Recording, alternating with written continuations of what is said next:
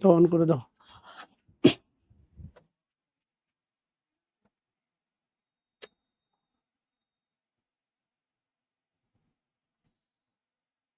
Spotlight করে দাও।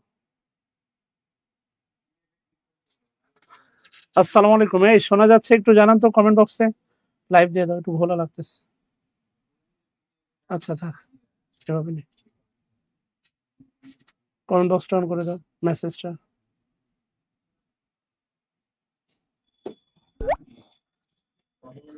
Thank you. শোনা যাচ্ছে? Sound system okay? হ্যাঁ, আমরা আজকে গুরুত্বপূর্ণ অধ্যায় নিয়ে কথা বলবো, ভার্ব। একটু জানাবেন। ওয়ালাইকুম আসসালাম ওয়া রাহমাতুল্লাহ। আশা করি ভালো আছেন আর কি। হ্যাঁ, কয়েকদিন ঘুরে আবার আপনাদের সাথে কথা হলো। আমরা সেদিন সর্বশেষ প্রোনাউন নিয়ে আলোচনা করেছিলাম, প্রোনাউনের টপিকস নিয়ে আলোচনা করেছিলাম। ওকে, শুক্রিয়া। আজকে আমরা ভার্ব নিয়ে আলোচনা করব এবং আমি আপনাদের ব্যাপারে সিদ্ধান্ত নিয়েছি সেটা হচ্ছে বেসিক ক্লাসগুলো আপনাদেরকে অবশ্যই অ্যাড করে দেব, বাট আপনাদের যতটুকু এখন দরকার সে বিষয়ে আমি বেশি ফোকাস করব ইনশাআল্লাহ। থ্যাংক ইউ সবাইকে। আশা করি অনেক অনেক ভালো আছেন। হ্যাঁ, আচ্ছা আসেন তাহলে আমরা কথা না বাড়িয়ে শুরু করি। সেটা হচ্ছে লেখেন হচ্ছে ভার্ব।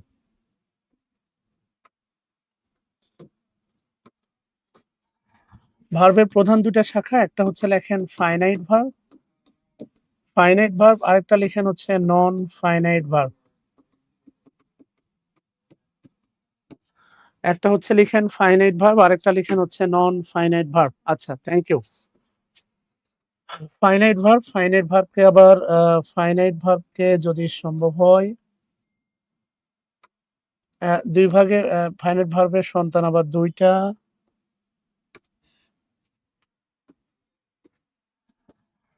একটা হচ্ছে আপনার প্রিন্সিপাল ভার্ব, আরেকটা হচ্ছে আপনার অক্সিলারি ভার্ব। প্রিন্সিপাল ভার্ব, আরেকটা লিখেন হচ্ছে অক্সিলারি ভার্ব। ও ডিটারমিনার, আচ্ছা থাক না, সমস্যা নেই ভাই। ডিটারমিনার থেকে হচ্ছে বিগত সালে কোনো প্রশ্নই আসে নাই, থাক না। আসেন, রুটিনটা মানতে হবে। রুটিন তো আর হচ্ছে কোনো সাংবিধানিক ব্যাপার না বা মহাগ্রন্থের কোনো একটা অংশ না আর কি। আমরা পড়তেছি কিনা এটা ইম্পর্টেন্ট আর কি, এটাই সমস্যা আপনাদের। হ্যাঁ, আচ্ছা যাই হোক, নিচে নিয়ম মানেন না।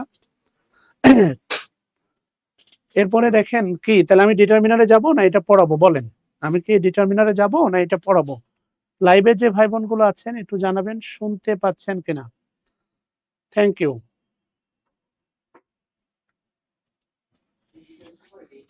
আচ্ছা, এবার লেখেন প্রিন্সিপাল ভার্বের সন্তান আবার দুইটা। একটা লেখেন হচ্ছে ট্রানজিটিভ ভার্ব, এই জায়গাতে আমরা গুরুত্ব দিব ট্রানজিটিভ ভার্ব। আরেকটা লেখেন হচ্ছে আপনার ইনট্রানজিটিভ ভার্ব। এবং সবচেয়ে মজার বিষয় কি জানেন? ইনট্রানজিটিভ ভার্ব, একটা হচ্ছে ট্রানজিটিভ ভার্ব আর একটা হচ্ছে ইনট্রানজিটিভ ভার্ব। বিশ্বাস করেন ডিটারমিনার থেকে ভাই প্রশ্ন আসে না। আমি দিয়ে রাখছি কিন্তু ডিটারমিনার থেকে প্রশ্ন আসে না। আপনি এটা ভাইবেন না আমি পড়াবো না। আমি আপনাকে কি বলছি, আপনি নিয়মিত ক্লাস করলেই তথ্যগুলো আপনার কাছে আছে। আমি আমি যে জিনিসটা ভেবে দেখলাম, আপনাদের কাছ থেকে আমি যে টাকাটা নিয়েছি 3 মাসের মধ্যে আমি কোর্সটা শেষ করে দেব, 90টা ক্লাস। হ্যাঁ, তো একটা বিষয় হচ্ছে অন্যান্য ব্যাচে তুলনায় আপনারা টাকায় বেশি দিয়েছেন। আমি বলেছি বেসিকের ক্লাস আমি আপনাদের শেয়ার করব। So please focus what I teach. আমি যা দিচ্ছি আপনাদের এক্সাম বেস, আমি যা কথাগুলো বলবো এক্সাম বেস কথা বলবো প্লিজ। আচ্ছা, এরপরে কি বলতেছে দেখেন, ট্রানজিটিভ ইনট্রানজিটিভ ভার্ব। এবং এই ইনট্রানজিটিভ ভার্ব নিয়ে একটা কথা বলি, এটা হচ্ছে সবচেয়ে মজার বিষয়। 47 এবং এই যে স্পেশাল 39তম, এই দুইটা বিসিএস এ আসছিল, বিশ্বাস করেন। এটা তো এটা এটা এটা একবার আসছিল 41তম বিসিএস এ। এবং মজার ব্যাপার, 47তম পরে যে হচ্ছে 49তম বিসিএসটা হলো স্পেশাল। এটা হচ্ছে কি বলবো আর কি। যাই হোক, আমি আমি আমি বিশ্বাস করেন আমি নেই কম দেই বেশি। আমার কোর্সের সাথে যেমন দেখেন প্রাইমারি যে সহকারী শিক্ষকের ব্যাচ, চিন্তা করেন একটা বই পাচ্ছেন 900 পৃষ্ঠার, যার প্রোডাকশন কস্ট 400 টাকা, আমার কুরিয়ার করে পাঠাইতে হয়। আমি আপনার থেকে নেই তাদের কাছ থেকে মাত্র 850 টাকা। কথা কি বুঝতেছেন? তাহলে আমার বইয়ের পিছনে চলে যায় 450 টাকা, থাকে হচ্ছে কত, থাকে হচ্ছে 450 টাকা। 120টা ক্লাস দিতে হয় জুমে, টিচার পেমেন্ট আছে, অফিস ভাড়া আছে, বুস্টিং খরচ আছে। Can you imagine? মানে আমি যা নেই তার চেয়ে বেশি দেই। আচ্ছা যাই হোক, কোনো ব্যাপার না, যদি হৃদয় থাকে বুঝবেন। আচ্ছা, অক্সিলারি ভার্ব, অক্সিলারি ভার্বের 1 নাম্বারটা যেটা লিখবেন সেটা হচ্ছে প্রাইমারি অক্সিলারি। জীবনেও আসবে না প্রাইমারি অক্সিলারি। প্রাইমারি অক্সিলারি কোনগুলো? যেগুলো আপনি ছোটবেলা থেকেই এবং এক্সাম গুলো দেন। থ্যাংক ইউ স্যামসাং, অনেক ভালো, থ্যাংক ইউ। এবং এক্সাম গুলো দেন, এক্সাম বইটার সাথে এক্সাম ব্যাচ ফ্রি। 75টা এক্সাম দিলে নিজেকে ঝালাই করা যাবে। আচ্ছা, তাহলে প্রাইমারি অক্সিলারি যেগুলো দেখে দেখে আপনি বড় হয়েছেন সেটা হচ্ছে to do verb. To do verb খেয়াল করে দেখেন, to do verb, to have verb, to have verb আর to be verb. To be verb কথা বুঝতেছেন? Do, does, did, have, have, had, তারপরে was, were, am, is are, was, were. আপনাকে বই নাই, আপনাদের পিডিএফ আছে আর কি, হ্যাঁ, আপনাকে বই নাই। এরপরে খেয়াল করে দেখেন প্রাইমারি অক্সিলারি, মডাল, মডাল। এই প্রাইমারি ছাড়া যতগুলোই দেখেন, আপনি কি জানেন? ইউজ টু এর একটা মডাল অক্সিলারি, হ্যাজ টু এগুলো একটা মডাল অক্সিলারি, ইউজ টু একটা মডাল অক্সিলারি। মানে খুব ভালো করে মনে রাখবেন, প্রাইমারি ছাড়া যত ভার্ব আছে অক্সিলারি সামহাও ঘুরে ফিরে ওরা মনে রাখবেন মডালেরই বংশধর। হ্যাঁ, প্লিজ আমরা কথা বাড়তি না বলি, আমরা পড়াশোনায় ফোকাস করি। আপনাদের স্টুডেন্ট উপস্থিতি কমে যাচ্ছে। আচ্ছা, 30 জন, লাস্ট ক্লাসে ছিলেন 38 জন, এমনটাই হয়। লক্ষ্যের প্রতি অবিচল সবাই থাকতে পারে না, এটা একটা সমস্যা। লক্ষ্যের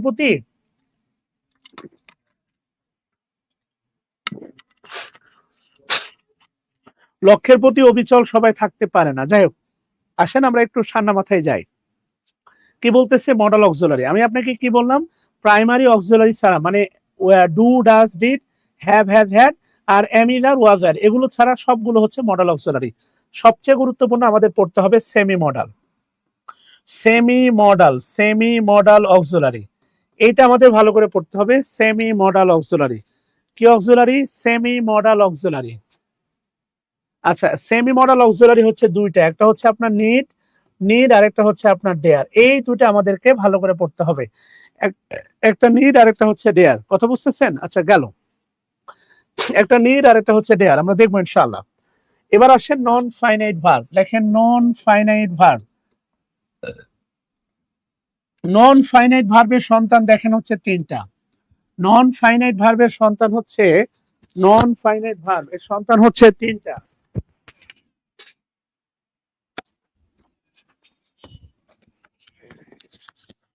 নন ফাইনাইট ভার্বের সন্তান 3টা। একটা হচ্ছে ইনফিনিটিভ, আরেকটা লেখেন হচ্ছে জেরান, আরেকটা লেখেন হচ্ছে পার্টিসিপল। নন ফাইনাইট ভার্বের সন্তান হচ্ছে 3টা, জেরান, ইনফিনিটিভ, পার্টিসিপল। আচ্ছা, জেরান প্রেজেন্ট পার্টিসিপল। যে পার্টিসিপল 3 প্রকার, একটা হচ্ছে আপনার প্রেজেন্ট পার্টিসিপল, আরেকটা হচ্ছে আপনার পাস্ট পার্টিসিপল মানে ভিভিথ্রি, আরেকটা হচ্ছে আপনার perfect participle, past perfect participle. কথা বুঝাইতে পারছি আল্লাহর বান্দারা? Past participle, perfect participle. Reply দাও তুমি, আর তুমি ওই যে ফোন নাম্বারে ফোন দাও, বই পাইছি নামাজটা দেখ 1 ঘন্টা পড়বো না। এই তুমি ওগুলো ফোন দাও।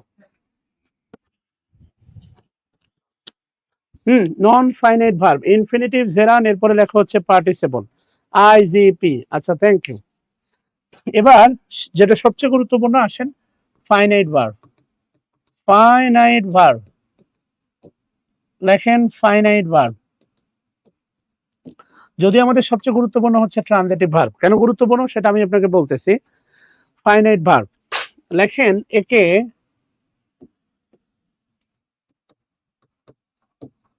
একে বাংলায় বলা হয়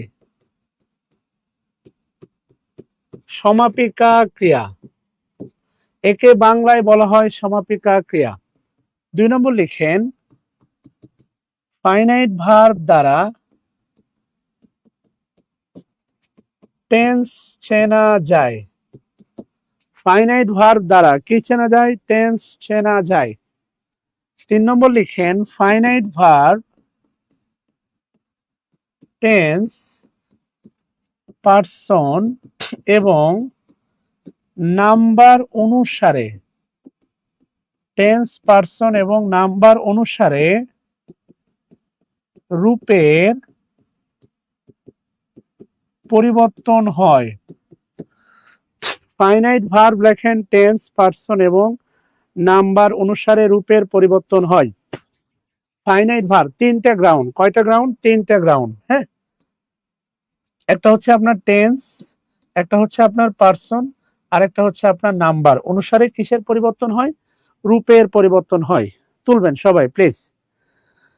ফাইনাইট ভার্বের তিনটা গ্রাউন্ডে রূপের পরিবর্তন হয়, একটা হচ্ছে টেন্স, একটা হচ্ছে পার্সন, আর একটা হচ্ছে নাম্বার। আমি এগুলো সবগুলোরই ব্যাখ্যা দিব, টেনশন নেওয়ার দরকার নাই।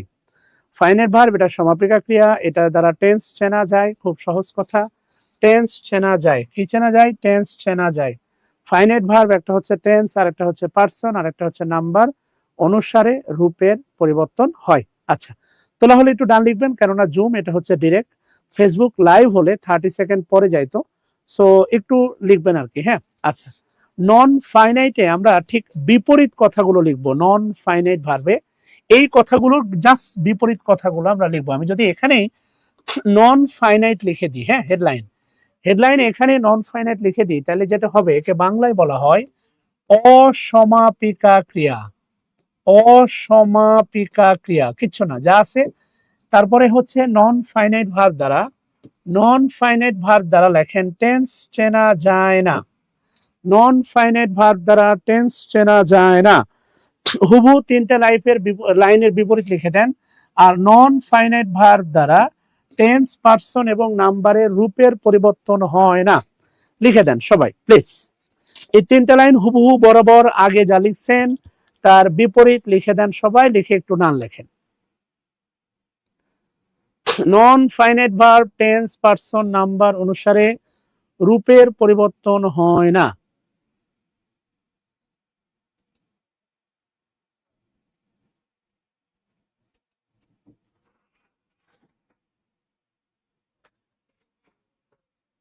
রিল্যাক্সে লিখেন, তাড়াহুড়ার কোনো দরকার নাই, উই হ্যাভ টাইম, আমরা ক্লাস করবো ইনশাআল্লাহ।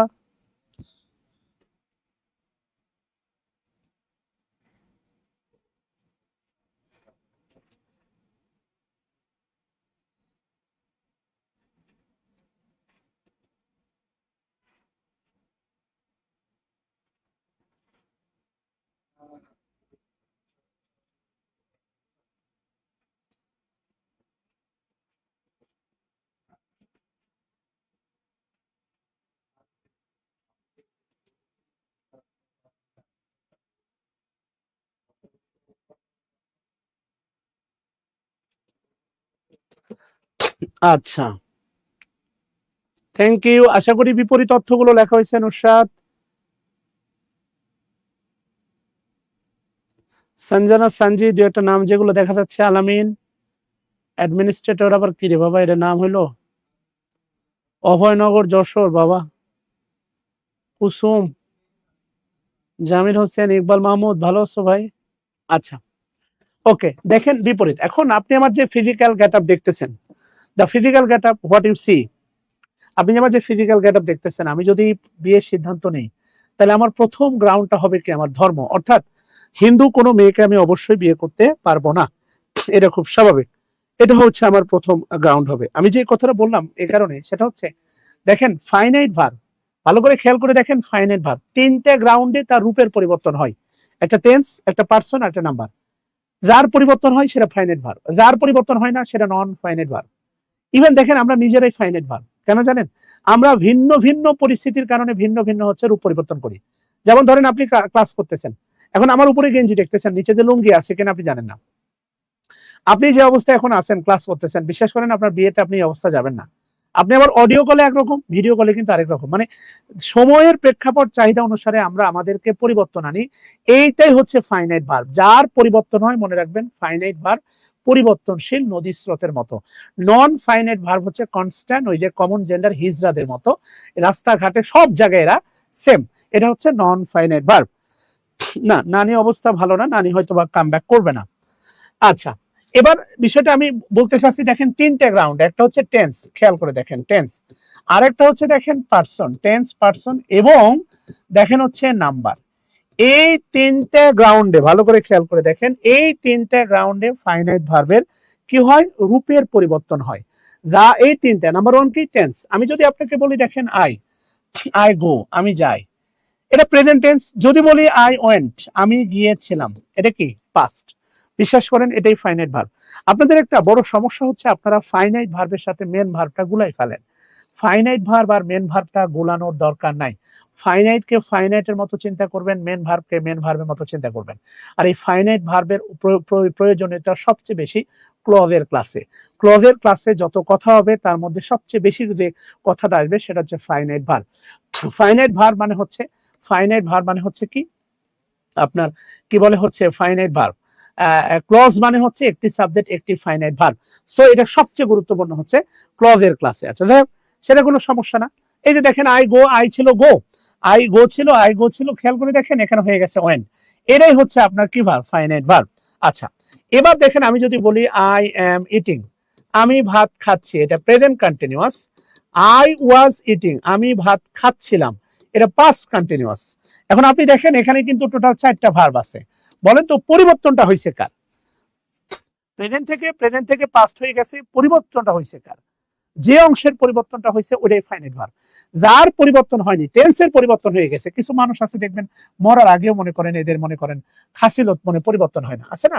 ধরেন আপনার মনে করেন দাজ্জাল শাশুড়ি, দেখবেন মরার আগেও মনে করেন যে হচ্ছে দাজ্জালপনা করতেছে আপনার সাথে, ঠিক আছে না, তরকারিতে লবণ বেশি দিস না, হ্যাঁ, এরকম করতেছে আর কি। এই জন্য বলতেছি খাসিলত পাল্টায় না। এটা হচ্ছে প্রেজেন্ট কন্টিনিউয়াস, খেয়াল করে দেখেন। আর এটা হচ্ছে পাস্ট কন্টিনিউয়াস। এখন আপনি আমারে বলেন কোন অংশটুকুর পরিবর্তন হয়েছে? এই যে দেখেন এম হয়ে গেছে কি ওয়াজ, এই অংশটা পরিবর্তন হয়েছে, এই অংশটার নাম হচ্ছে ফাইনাইট ভার্ব। এই অংশের দেখেন কোনো পরিবর্তন হয় নাই, এইটাই হচ্ছে আপনার কি নন ফাইনাইট ভার্ব।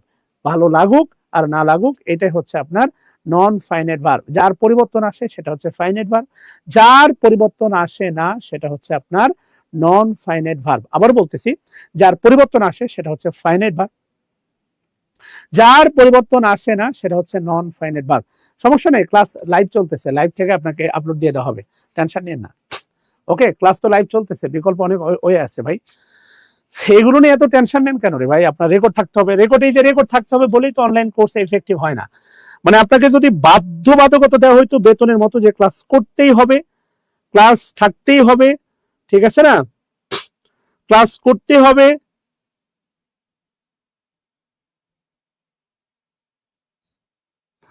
ক্লাসে থাকতেই হবে, এইটা হলে বিশ্বাস করেন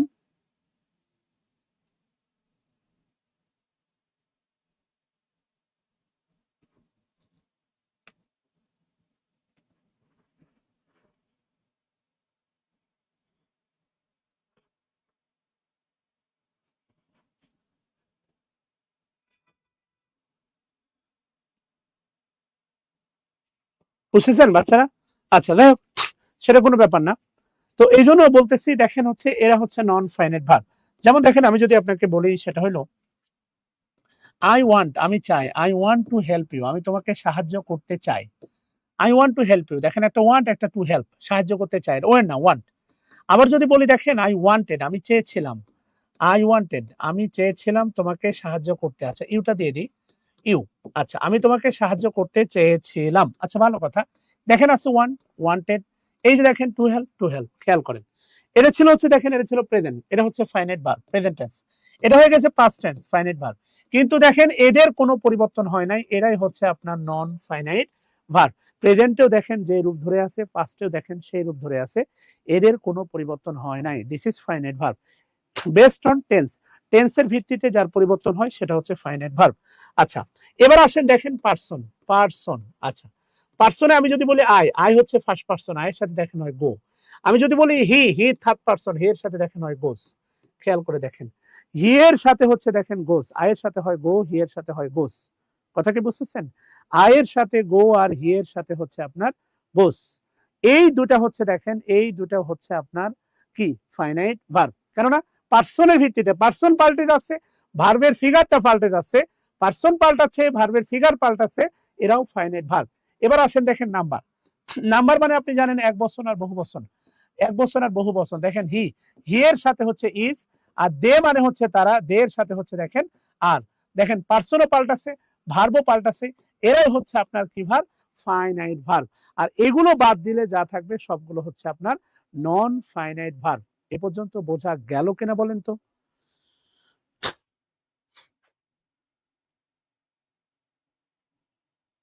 প্লিজ বাচ্চারা টেল মি। আচ্ছা, এবার গল্প এখনো শেষ হয় নাই। গল্প যে কাজটা করবেন সেটা হচ্ছে V0 লিখবেন V1। আবার মনে মনে ভাবতেছেন V0 আসলো কোত্থেকে? হয়তোবা V0 আগে থেকেই ছিল, আপনাকে কখনো কেউ শেখায় নাই। দেখেন V0 V1, এরপর লেখেন V2, V3, এরপর লেখেন V4, V4, এরপর লেখেন হচ্ছে V5। লেখেন প্লিজ। আচ্ছা, এবার লেখেন হচ্ছে সবাই গো এর পরে লেখেন হচ্ছে আপনার গোস, এরপরে লেখেন হচ্ছে আপনার ওয়েন্ট, এরপরে লেখেন হচ্ছে আপনার গন, এরপরে লেখেন হচ্ছে আপনার টু গো, এরপরে লেখেন হচ্ছে গোয়িং।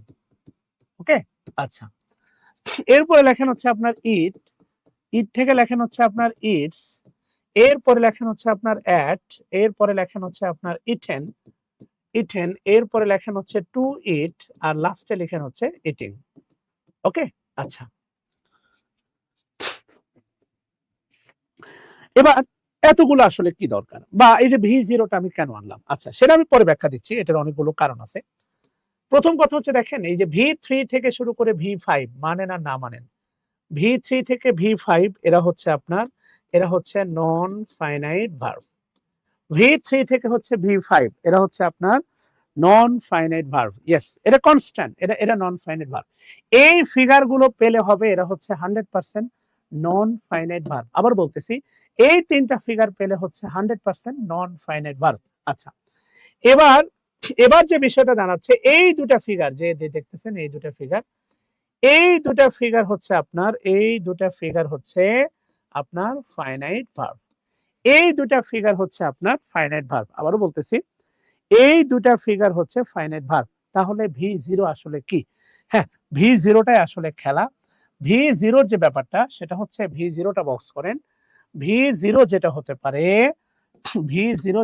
পারে লেখেন, এরা ফাইনাইট এবং নন ফাইনাইট উভয়ই হতে পারে।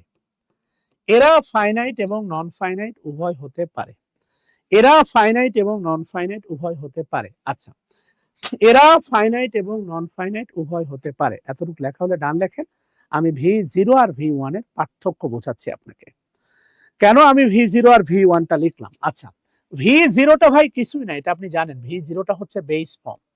V0টা হচ্ছে, মনে রাখবেন, বেস ফর্ম। আর V1 যেটা দেখতেছেন না ভাই, এটা হচ্ছে ভাই ভার্বের প্রেজেন্ট ফর্ম। আচ্ছা, কেন এই দুটো আলাদা করে আপনাকে জানতে হবে?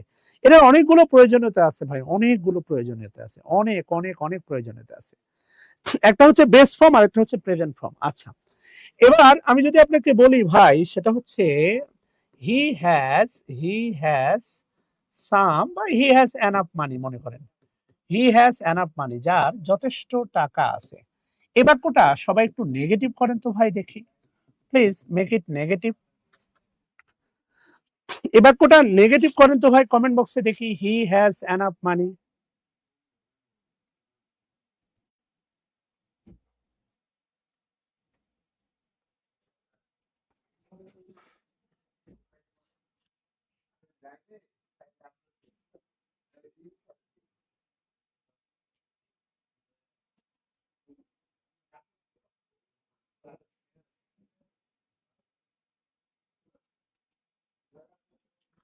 একটু কমেন্ট বক্সে নেগেটিভ করেন তো দেখি ভাই, খালি অন্ধকার আর অন্ধকার।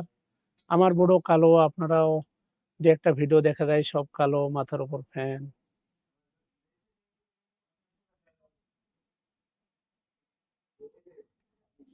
মাশাআল্লাহ।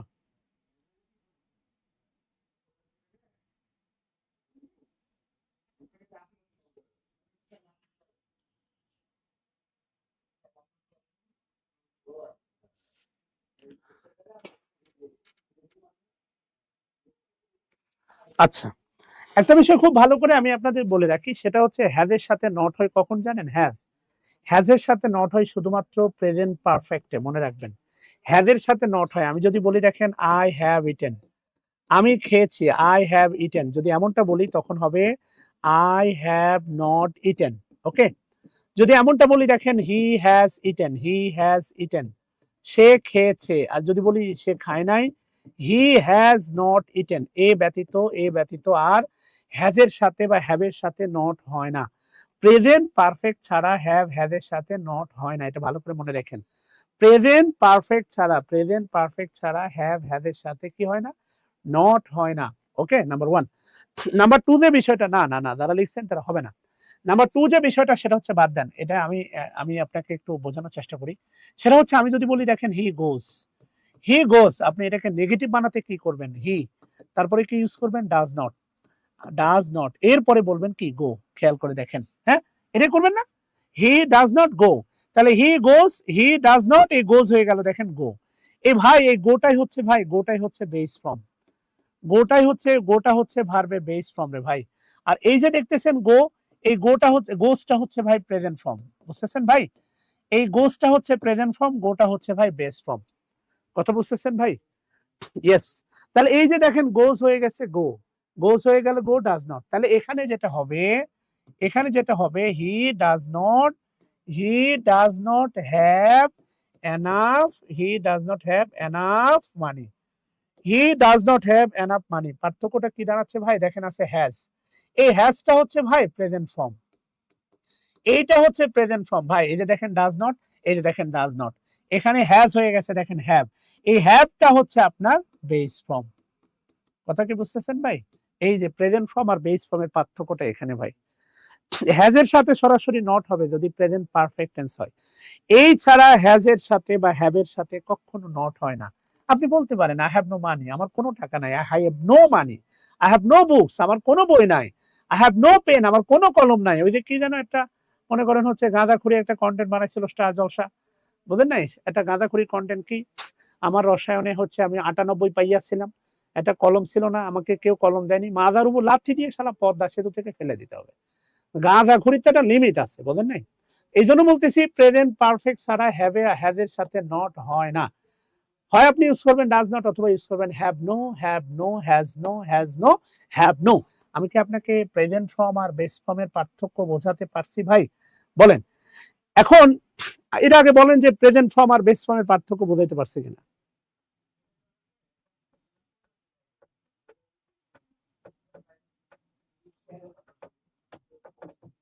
আচ্ছা, এবার যদি বোঝাইতে পারি তাহলে আসেন আমি যেটা আপনাকে বলতেছি খেয়াল করে দেখেন ভাই। এই যে দেখেন ভাই, এরা হচ্ছে ভাই প্রেজেন্ট বেস ফর্ম, ভি0টা বেস ফর্ম। আর এই যে দেখেন ভি1টা না ভাই প্রেজেন্ট ফর্ম, এরা ফাইনাইট ভার্ব ভাই। প্রেজেন্ট ফর্ম আর ভি2 মানে পাস্ট ফর্ম, এরা ফাইনাইট ভার্ব। কিন্তু এই জায়গাটা ঝামেলা আছে। ঝামেলাটা কি ভাই? আমি যদি আপনাকে বলি খেয়াল করে দেখেন, আই গো, আমি যাই ভাই, এটা ফাইনাইট ভার্ব, বুঝছেন?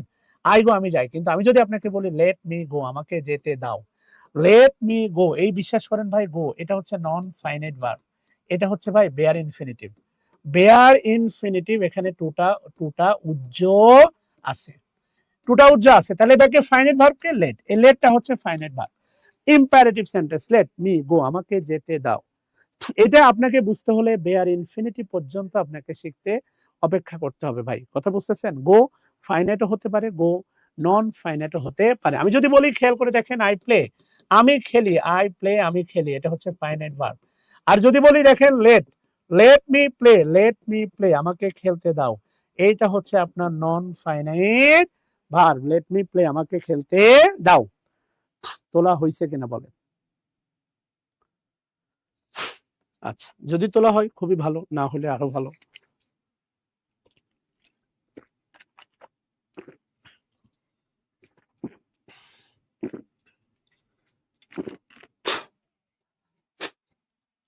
আচ্ছা, আল্লাহ শুক্রিয়া, বুঝাইতে পারছি আশা করি। এবার আসেন আমাদের যে মূল আলোচনা, যেখান থেকে আমরা বেশ কিছু জিনিস শিখবো, সেটা হচ্ছে দেখেন ভাই ট্রানজিটিভ ভার্ব। সহজ কথা, ট্রানজিটিভ ভার্ব। আচ্ছা, প্রথম কথা লেখেন ভাই অবজেক্ট থাকে, এই ছোট্ট করে লেখেন অবজেক্ট থাকে। ওই এত পেঁচানো সংজ্ঞা লেখার দরকার নেই। সেটা হচ্ছে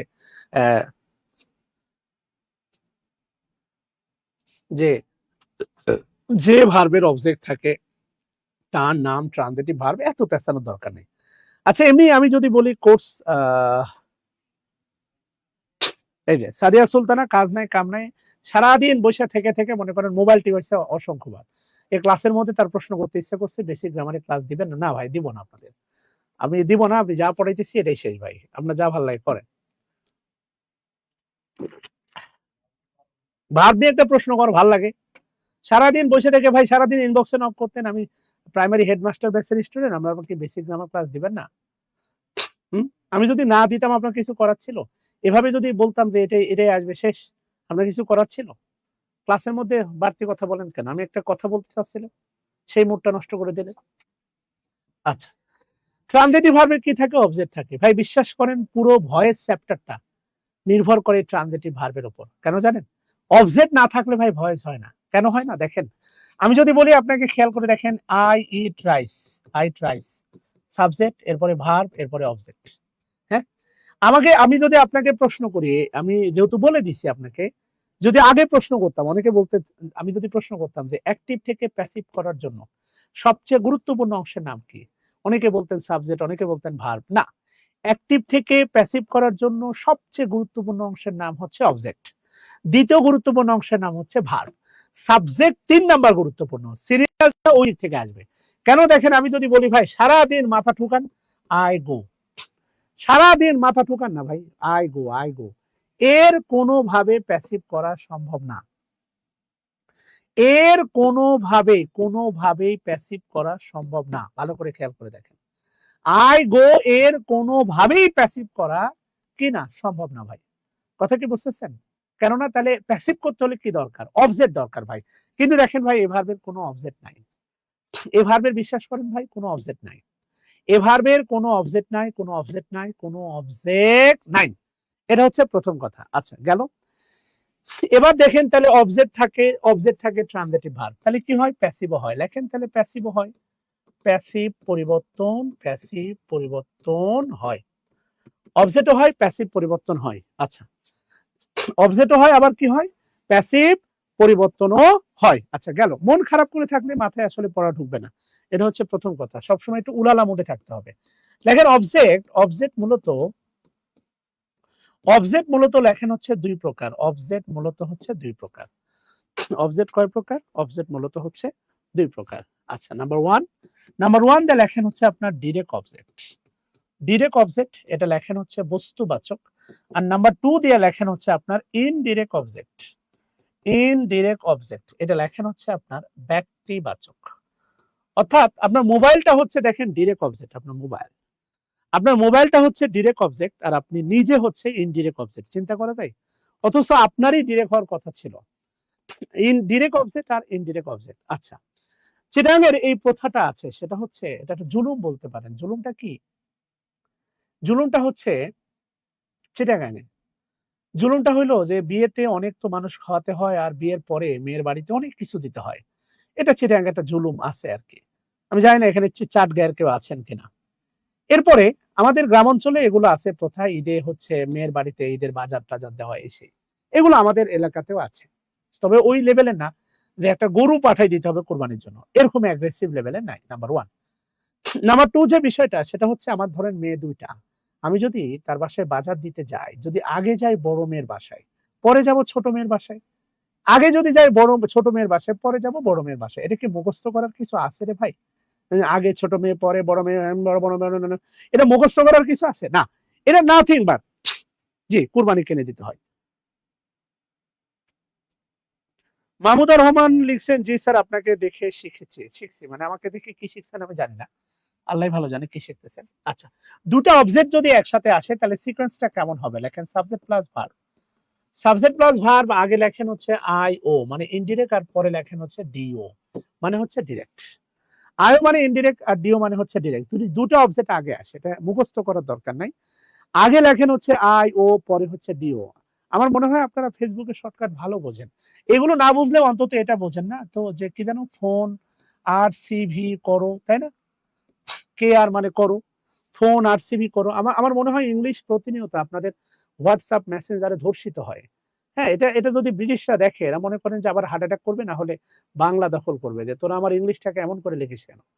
ফোন আর সিভি করো, তারপরে কি যেন আপনারা লেখেন এল ভি দিয়ে কি যেন বোঝান, ইউ ইউ ইউ, কি যেন এগুলো ইউজ করেন আপনারা। যাই হোক, এই শর্টকাট যদি বুঝে থাকেন, আমার মনে হয় এগুলো বুঝবেন আপনারা। হ্যাঁ, আইও মানে হচ্ছে ইনডিরেক্ট, আর ডিও মানে হচ্ছে ডিরেক্ট। আচ্ছা, তাহলে লেখেন হচ্ছে ছোট্ট হাতে লেখেন মাই ফাদার। বাবা তো খালি কলমই দিয়ে গেল আজীবন, আমি লিখলাম না। My father gives me a pen. My father gives me a pen, বাবা আমাকে একটি কলম দিলেন। আচ্ছা, এরপরে লিখেন Namira. Namira bought, Namira bought, bought a bought me a shirt. Namira bought me a shirt. খেয়াল করে দেখেন, আগে আছে ব্যক্তি, পরে আছে হচ্ছে বস্তু। আচ্ছা গেল, কোনো ব্যাপার না।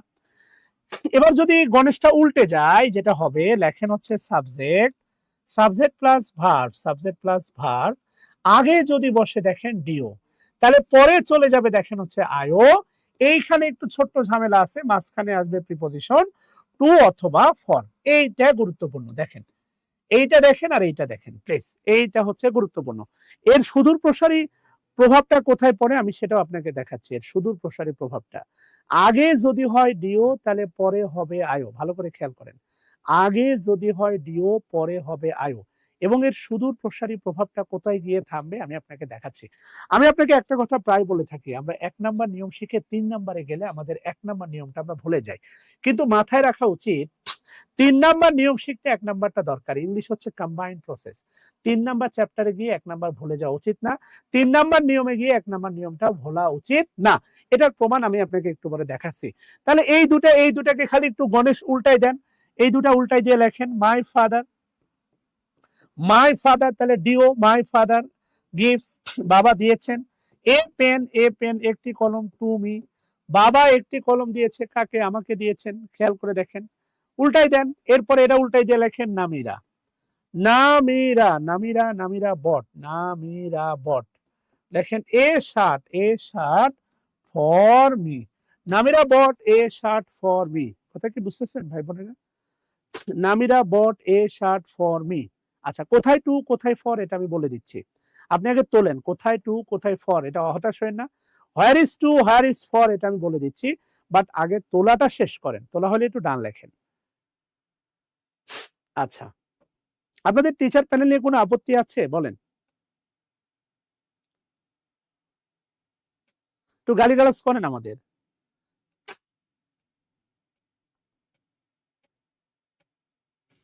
আচ্ছা, এবার দেখেন বিষয় দ্রষ্টব্য দেন, বিষয় দ্রষ্টব্যে যে কথাটা লিখবেন সবাই, বিষয় দ্রষ্টব্য দিয়ে যে কথাটা লিখবেন, বিষয় দ্রষ্টব্য দিয়ে লেখেন যে শুধুমাত্র, শুধুমাত্র, শুধুমাত্র জন্য বোঝাতে, জন্য বোঝাতে, শুধুমাত্র জন্য বোঝাতে ফর বসে। ওই যে কি যেন একটা গান আছে না, তোর জন্য হব বন্য। আচ্ছা, শুধুমাত্র জন্য বোঝাতে ফর বসে, তারপর লেখেন বাকি বাকি সকল ক্ষেত্রে, বাকি সকল ক্ষেত্রে হচ্ছে টু বসে। লেখেন শুধুমাত্র জন্য বোঝাতে ফর বসে, বাকি সকল ক্ষেত্রে হচ্ছে টু বসে। শুধুমাত্র জন্য বোঝাতে ফর বসে, তোর জন্য, বাকি বাকি সকল ক্ষেত্রে, জন্য বোঝাতে ফর বসে, বাকি সকল ক্ষেত্রে কি বসে বাচ্চারা? টু বসে। আচ্ছা গেল, এবার যে বিষয়টা আমি আপনাকে বোঝানো চাই, আরেকটা বিষয় দ্রষ্টব্য দেন সবাই, আরেকটা বিষয় দ্রষ্টব্য দিয়ে লেখেন ভার্বকে।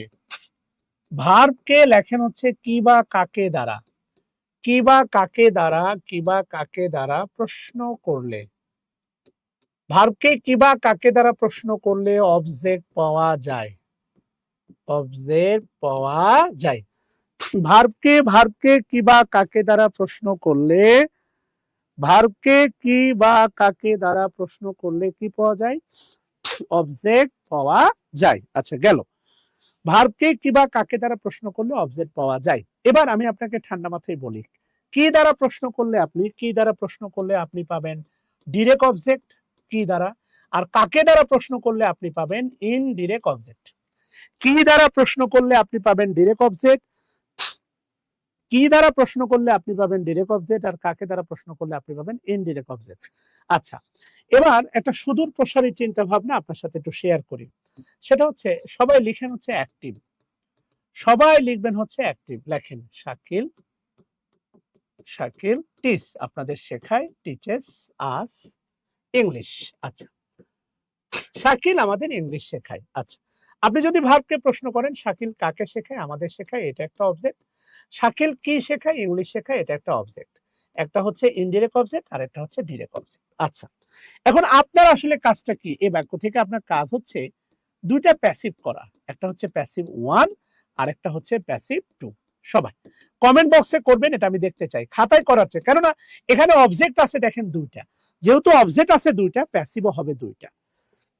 কথা বুঝতেছেন কিনা? একটা লোকের দুইটা পোলা, তাহলে বিয়ে দিবে কয়টা? দুইটা। বৌমা আসবে কয়টা? বাড়িতে দুইটা। এবারকে প্যাসিভ হবে দুইটা। দুইটাই কমেন্ট বক্সে করে একটু আমাকে পাঠাতে হবে, আমি দেখবো। প্লিজ সবাই লেখেন প্লিজ কমেন্ট বক্সে, খাতায় তুলবেন এটা পরে।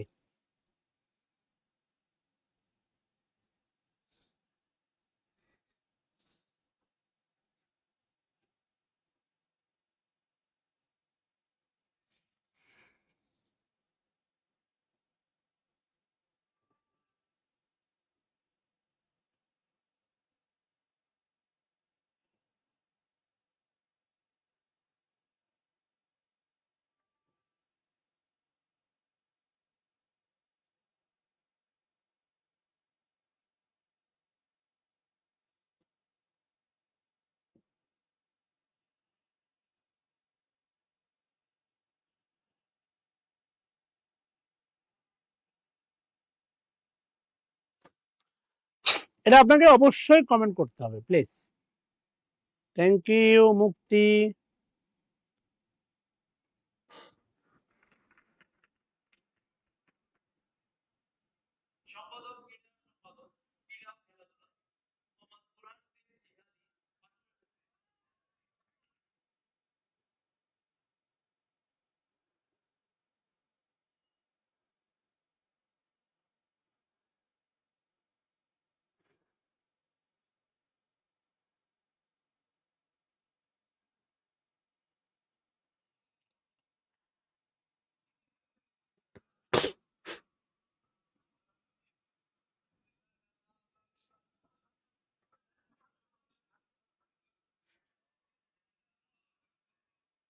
আচ্ছা, এবার দেখেন আমি যে ভুলটা আপনারা বারবার করছেন, বা আমি যে জায়গাটা আপনাকে নিতে চাচ্ছি, সেই জায়গাটা আপনি দেখেন, এটা বললাম না আমাদের ট্রানজিটিভ ভার্বের উপর নির্ভর করে পুরো ভয়েস চ্যাপ্টারটা। আচ্ছা, যে জায়গায় আপনারা মানে ভুলটা করছেন, প্রথম কথা যখন আপনি কি বলে হচ্ছে উই নিছেন, উই, যে we are taught, we are taught, we are taught English, we are taught English by Shakil. আচ্ছা, থ্যাংক ইউ। এটা আসলে তেমন কোনো সমস্যা নাই। সমস্যাটা হবে যখন আপনি ইংলিশ, এই যে দেখেন ডিরেক্ট অবজেক্টটা সামনে বসাবেন, অর্থাৎ আপনি যখন ইংলিশটা নেবেন রে ভাই, ইংলিশ, ইংলিশ আনবেন, এরপরে হচ্ছে English is taught, English is taught, অনেকে দিচ্ছেন আস, না রে ভাই, এটা হবে টু আস। এই জায়গাটা সবাই ভুল করছেন রে ভাই, শুধু আস না রে ভাই, হবে টু আস। কেন টু আস হবে? ভালো করে খেয়াল করে দেখেন টু আসটা কেন হবে, আমি আপনাকে বললাম না, এটার একটা সুদূর প্রসারী প্রভাব আছে। এই যে দেখেন, আগে যদি ডিরেক্ট অবজেক্ট হয়, পরে হবে ইনডিরেক্ট, এর মাঝখানে হবে টু অথবা ফর। এখন এইটা যে সবসময় পাশাপাশি থাকতে হবে, মানে আপনি রিক্সার হুট তোলা, রিক্সার মধ্যে উঠলেই আপনার প্রেম জাগবে আর অন্য কোথাও প্রেম জাগবে না, এটা আসলে হইতে পারে না ভাই। আপনি বিয়ে করে চাকরি করেন, বাইরে থাকেন, 10 কিলো দূরে থাকেন বা 50 কিলো দূরে থাকেন, এর মানে এই আপনার তার দ্বারা কথার প্রেমও জাগবে না, তাহলে বুঝতে হবে ভাই আপনার চরিত্রের সমস্যা আছে। এই জন্য বলতেছি যে এই দুটা পাশাপাশি থাকলেই টু আর ফর লাগবে, ব্যাপারটা এমন না, সেটা অ্যাক্টিভ হোক প্যাসিভ হোক। কথা বুঝতেছেন কিনা? কাছে থাকুক অথবা দূরে থাকুক, আগে যদি হয় ইনডিরেক্ট পরে হবে ডিরেক্ট, কোনো ঝামেলা নাই। আগে যদি হয় ডিরেক্ট পরে হবে ইনডিরেক্ট, কোনো ঝামেলা নাই। কিন্তু ভাই আগে যদি ডিরেক্ট অবজেক্ট হয় পরে হবে ইনডিরেক্ট, মাঝখানে আসবে, অবশ্যই আসবে টু অথবা কি আসবে, ফর আসবে। এই জায়গাটা আপনারা বেশিরভাগই উই দ্বারা করছেন, কিন্তু যে দুই একজন ইংলিশটাকে আগে নিছেন, কিন্তু এই জায়গাটা ভুল করছেন। এই যে দেখেন ইংলিশ, ইংলিশের অবস্থান ছিল দেখেন ভাই ডিরেক্ট অবজেক্ট, এটা আগে আসছে, কিন্তু ডিরেক্ট অবজেক্টটা আগে চলে আসছে। এরপরে এস টট, এবং অবশ্যই দেখেন ইনডিরেক্টটা পরে গেছে, এরপরে হবে বাই, এরপরে শাকিল। মানে আপনি এটা ভাবেন না যে খালি এই স্ট্রাকচারটার এখানেই শুধু মানে প্রয়োজনীয়তা, না রে ভাই, এইটা ভয়েস পর্যন্ত বিস্তৃত। ওই যে বলেন আমার হাত টেকনাফ থেকে তেতুলিয়া পর্যন্ত বিস্তৃত, এই নিয়মটার বিস্তার একদম পুরো ভয়েসে পর্যন্ত। আমি কি বুঝাইতে পারছি ভাই? মাথায় ঢুকছে আপনাদের? একজন ইয়েস লেখেন না, ইয়েস নো ভেরি গুড, কিছু তো একটা লিখবেন রে ভাই। আচ্ছা, যদি বুঝে থাকেন তাহলে যে কাজটা করবেন বিশেষ দ্রষ্টব্য দিয়ে যেটা লিখবেন সবাই বিশেষ দ্রষ্টব্য দিয়ে লেখেন, বিশেষ দ্রষ্টব্য দিয়ে লেখেন দূরে বা কাছে, দূরে বা কাছে, দূরে বা কাছে লেখেন অ্যাক্টিভ, অ্যাক্টিভ বা প্যাসিভ, দূরে বা কাছে অ্যাক্টিভ বা প্যাসিভ লেখেন আগে যদি ডিরেক্ট অবজেক্ট বসে, ডিরেক্ট অবজেক্ট বসে, আগে যদি ডিরেক্ট অবজেক্ট বসে পরে বসবে ইনডিরেক্ট অবজেক্ট, ইনডিরেক্ট অবজেক্ট এবং ইনডিরেক্টের আগে ইনডিরেক্টের আগে প্রিপোজিশন টু অথবা ফর বসাতেই হবে, টু অথবা ফর কি হবে বসাতেই হবে। ওকে, দেখেন একদম রোমান্টিক স্টাইলে দেখেন সংজ্ঞা লিখে দিয়েছি, দূরে বা কাছে, অ্যাক্টিভ বা প্যাসিভ, কথা বুঝতেছেন, একদম রোমান্টিক।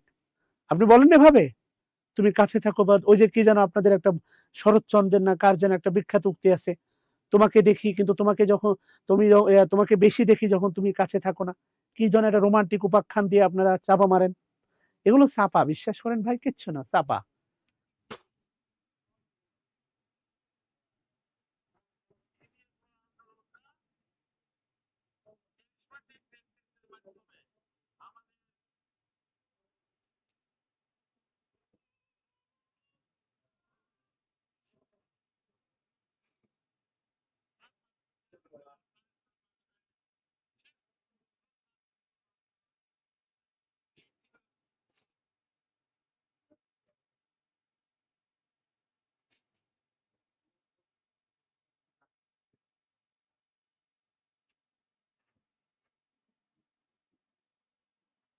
ওকে, আচ্ছা গেল। এবার যে বিষয়টা হচ্ছে ঠান্ডা মাথায় খেয়াল করে দেখেন প্লিজ। আচ্ছা আসেন যাই, যদি বুঝে থাকেন সেটা হচ্ছে দেখেন মাথা ব্যথা করে পড়া, মানে পড়া এমন একটা জিনিস দেখেন খালি কেমন যেন থাপড়াইতে ইচ্ছা করে, মনে করেন মনোযোগ থাকে না, ঝিমায়, ঝ্যান করে। অথচ সত্যি কথা হচ্ছে আমি আপনাকে যদি আমার একটা ব্যক্তিগত অনুভূতি শেয়ার করি, একান্ত ভেরি এক্সক্লুসিভ একটা অনুভূতি শেয়ার করি, যেমন হচ্ছে গত 30 তারিখে আমার বড় আম্মা মারা গেছে, আর গত 2 তারিখে মারা গেছে আমার শাশুড়ি। পড়াশোনা নিয়ে আপনাদের কাজে লাগবে, তো 2 মিনিট একটা অপ্রাসঙ্গিক কথা বলি। এখানে আল্লাহর এক বান্দা আছে আশিক খান, সে মাথা মানে বালিশে শুয়ে শুয়ে ক্লাস দেখতেছে হালার হোয়ালা। হ্যাঁ, তোর ক্লাস দেখার দরকার কি রে? এই তুই বালিশে শুয়ে ক্লাস দেখবি, তুই ঘুমা শালা, তাহলে ভিডিও দেখ। তুই পড়ার অপমান করতেছিস কেন? তারপর ভিডিও অন করে রাখছিস কেন? হ্যাঁ, নাম্বার ওয়ান। যে বিষয়টা আমি আপনাকে বলতে চাচ্ছি সেটা হচ্ছে আমার শাশুড়ি যখন কবরে নামানো হয়, আমার শাশুড়ি খুব ভালো মানুষ ছিলেন, দিনদার ছিলেন, খুব ভালো মানুষ ছিলেন, সবাই ওনার প্রশংসা করছে আর কি, কিন্তু সন্তানগুলো হক আদায় করে নাই। শাশুড়ির কবরে নামানোটা আমার হৃদয়টা এতটা টাচ করছে, আগে নামাজের প্রতি যে দুর্বলতা ছিল এটা কেটে গেছে, এবং এখন সবসময় মৃত্যু ভয় আমাকে তাড়া করে। এরপরে গত পরশুদিন যখন হচ্ছে আইসিইউতে আমি নানিকে ভর্তি মানে দেখতে গেলাম, পরশুদিন না, গতকালকে দুপুরবেলা নানি দেখি যেভাবে হচ্ছে আইসিইউর ভিতরে মানে একেবারে অসহায় হয়ে, এই যে আমাদের রক্ত তেজ গরম, অসহায় হয়ে বসে আছে আর হাত নাড়াচ্ছে, তার বাম হাত অবশ। এই দুইটা সিনারি আমাকে বিশ্বাস করেন এমন ভাবে তাড়াচ্ছে, আমি এই দুইটা ঘটনার পর থেকে মৃত্যুকে ওয়েলকাম জানাচ্ছি, আসো আমাকে নিয়ে যাও। কথা বুঝতেছেন কিনা? তো এই জন্য বিষয়টা হচ্ছে কিরকম দেখেন, আপনি কয়েকটা বিষয় থেকে পালিয়ে বাঁচতে পারবেন না, তার মধ্যে একটা হচ্ছে 1 নাম্বার আমি যদি বলি মৃত্যু, পারবেন না, তাহলে এটাকে আলিঙ্গন করা, এটাকে ওয়েলকাম জানানোটা একটা বেটার। 2 নম্বর দেখেন হচ্ছে আপনাকে বিয়ে শাদী করতেই হবে। আপনি যতই হচ্ছে পৃথিবীর ওই ফেসবুকীয় তত্ত্বীয় দিয়ে ধরেন নদী ভাঙ্গন, সংসার ভাঙ্গনের যত হাজার হাজার উন্মাদনা উদাহরণ টেনে নিয়ে আসেন সামনে, বিয়ে করব না করব না করব না, আপনাকে একটা জেনারেশন রেখে যেতেই হবে, এটাকে আলিঙ্গন করাটার ভিতরে করলেন। এরপরে যদি ক্যারিয়ার করতে চান, যদি ক্যারিয়ার গড়তেই চান, তাহলে বিশ্বাস করেন আপনাকে আপনাকে কি করতে হবে, পড়তে বসতেই হবে। সো এটাকে আলিঙ্গন করার ভিতরেই করলেন। আমি গতকালকে দুপুরবেলা যখন আমার নানিকে দেখে আসলাম, তার অসহায় সিনারিও গুলো আমার সামনে, যেমন হচ্ছে তার ডান হাত সে নড়াতে চাচ্ছে, আল্লাহু আকবার, উনি ডান হাত নড়াতে চাচ্ছে, মানে ডান হাতটা নড়াবে, কিন্তু ডান হাতটা ওনারা বেঁধে রাখছে। কেন জানেন? কারণ ডান হাতে হচ্ছে ওনার স্যালাইন চলতেছে। আর এই ডান হাতটা উনি শুধু মুভ করতেছে, এই কারণে স্যালাইনটা মানে ক্ষতিগ্রস্ত হবে। এইজন্য এই সুন্দর করে ২ আঙ্গুলের ভিতর দিয়ে ফিতেটা মানে এই আঙ্গুলটা এভাবে ঢুকাই দিয়ে এই আঙ্গুলটা বেঁধে রাখছে। যাতে করে আর টান দিলেও মানে না খোলে। ওই ধরেন হচ্ছে যে বেডের সাথে রড আছে, ওই রডের ভিতরে ২ আঙ্গুল এভাবে দিছে, দিয়ে এখানে বেঁধে দিছে। আঙ্গুল টানতে চাচ্ছে, এই হাত টানতেছে কিন্তু আসতেছে না। বারবার কন্টিনিউয়াসলি করতেছে। ধরেন এমন হয় না আমরা একটা ধরেন এমন একটা হচ্ছে অস্বস্তির মধ্যে পড়ে গেছি বা পায়ের উপরে একটা ইট পড়ছে, আমি আমি সরাতে পারতেছি না, আমার সামর্থ্য নাই, শক্তি নাই। আমি বারবার চেষ্টা করতেছি, অসহ্য হয়ে যাচ্ছি। উনি এটা করতেছেন। কালকে ওনার এই সিনারিটা দেখার পরে আমি যখন আসরের নামাজে বসি, আমার কেমন যেন চোখ দিয়ে গড়গড় করে পানি ঝরতেছিল। এবং এই ২টা ঘটনা আমার সত্যি কথা আমি একটা স্বপ্নের পিছনে ছুটতেছি। এই ২টা ঘটনা আমাকে হঠাৎ করে কেননা জীবনকে নতুন করে ভাবাতে শিখছে। আমি এর আগেও অনেক কবরে আমি নিজেও কবরে নামাইছি। কি বলে মাটি দিছি। আমার কিছুদিন আগে আমার বড় মাও মারা গেলেন। এত অনুভূতি হয় নাই। কিন্তু আমার এই শাশুড়ি, আমার নানি, এই ২টা মানুষের কাছ থেকে এবং আমি ১ম যেটা আমার হার্টফুল ছিল আমার বাবাকে কবরে নামানোটা। আর দ্বিতীয় ছিল আমার শাশুড়ি। সো হয়তোবা আমার শাশুড়ির এই মৃত্যুটা আমার নব্য হেদায়েতের উসিলা। তো আমি এইজন্য বলতেছি যে এগুলোকে আপনি আলিঙ্গন করা শেখেন। আপনাকে করতেই হবে। আপনি এগুলো থেকে পালিয়ে বাঁচতে পারবেন না। এইজন্য শুয়ে না, ফোর্সফুলি করলে করেন। আমার জ্বর আসছিল। মনে হচ্ছিল ক্লাসটা আমি শেষ করে দিব বা অফ করে দিব। এরপরে ভাবলাম আপনাদের ডিসেম্বরে পরীক্ষা, আমি দায়িত্ব নিয়েছি। I have to take. এই যে দেখেন দাঁড়িয়ে গেছি। হয়তোবা কিছুটা কম এনার্জি, হয়তোবা হাসি খুশি কম, কিন্তু আর যে অবস্থা যাচ্ছে গত ২০ দিন ধরে হাসির জায়গাটাই হারিয়ে গেছে। এরপরে হাসতেছি আপনাদের জন্য জোর করে। তো এই জন্য যে আপনি অনীহা মুড নিয়ে বসে আছেন না, এগুলো আপনাকে বন্ধ করে এটাকে আলিঙ্গন করেন। মৃত্যুকে আলিঙ্গন করেন, পড়াশোনাকে আলিঙ্গন করেন। দেখবেন আপনি ভালো রেজাল্ট করবেন। দেখবেন মৃত্যুকে আর কখনো ভয় মনে হবে না। Sorry gentleman. আচ্ছা। এবার যেখানে আমরা ছিলাম দেখেন আমি আপনাকে বোঝানোর চেষ্টা করছি কাছে বা দূরে। কাছে বা দূরে। ভালো করে খেয়াল করে দেখেন, কাছে হোক দূরে হোক, অ্যাক্টিভ ভয়েসে হোক আর প্যাসিভ ভয়েসে হোক। দুটো অবজেক্ট যদি থাকে, আগে যদি হয় ডিরেক্ট, পরে অবশ্যই হবে ইনডিরেক্ট। এবার আসেন দেখেন ইনট্রানজিটিভ ভার্ব।